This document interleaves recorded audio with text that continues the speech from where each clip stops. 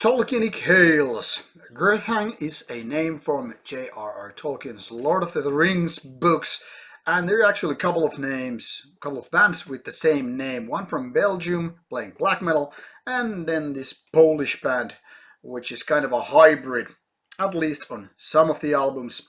So let's welcome our Polish friends from Immortal Frost.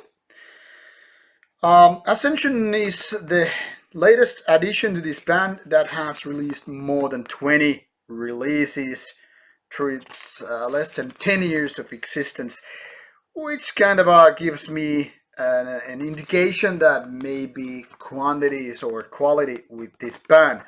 Now, some of those releases are more like compilations, splits, and whatever, but still, having like 24 releases in 9 years is like way too much.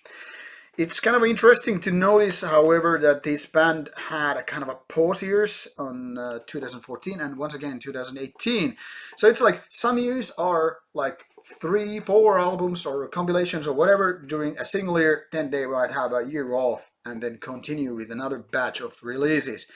It seems, however, that this band is kind of slowing down because 2016 there was, I think, only one release, and now, or 17, sorry, and now 2019 again, one release, well, so far anyway.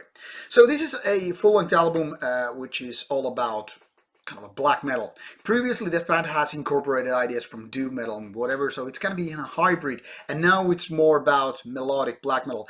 I don't know what kind of identity crisis this band is going through, but I'm not convinced that they have still found their own path. I'm not convinced about their music as well, because I mean, it's filled, or more like dotted, with nice ideas here and there, but it still has some major problems. So let's start with them.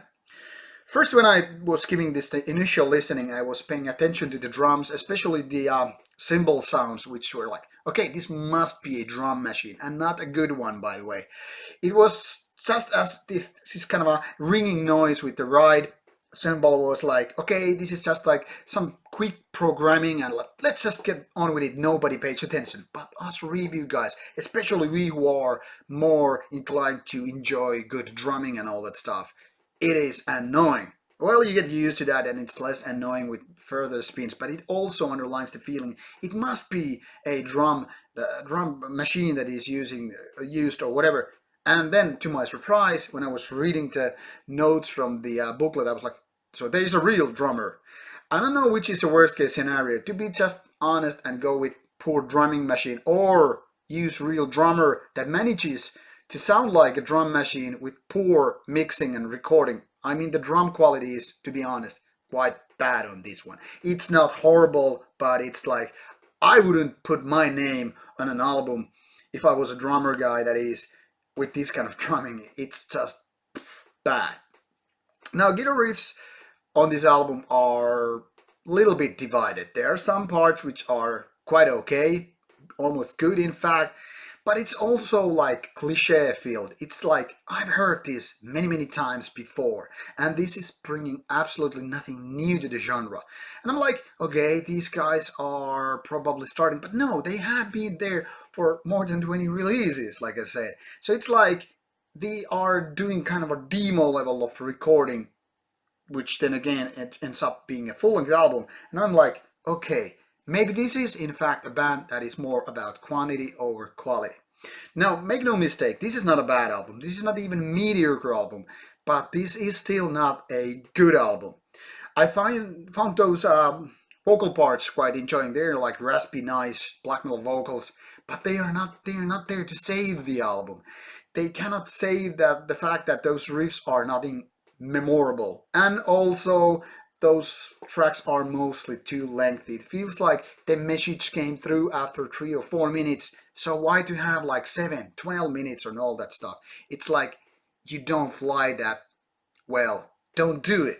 So if I was to produce this album, I would just remove like 1/3 of the content, make it more compact, make it more impactful, rather than just like, okay, let's see how much we can stretch this one before it breaks. So to me, Gurthang is still like on the verge of being a demo band doing full releases. And I know I'm now sounding extra negative, but by no means I mean that. Because, like I said, this is better than your average black metal release. Those ones that are really, really mediocre ones. But when we go to the big boys league, the bands that are actually good, this has absolutely no place in that crowd. Maybe this beats the latest Satyricon album, woohoo! But will this actually be any of the better bands with their better albums? No way. So Gurthang is just one of those bands, unfortunately, which is there not to stand out from the crowd, just to fill the blanks in your collection or your favorite distro, and that's it. Anyway, feel free to shoot me with your hateful comments, or otherwise, I'll get back to you. Bye bye.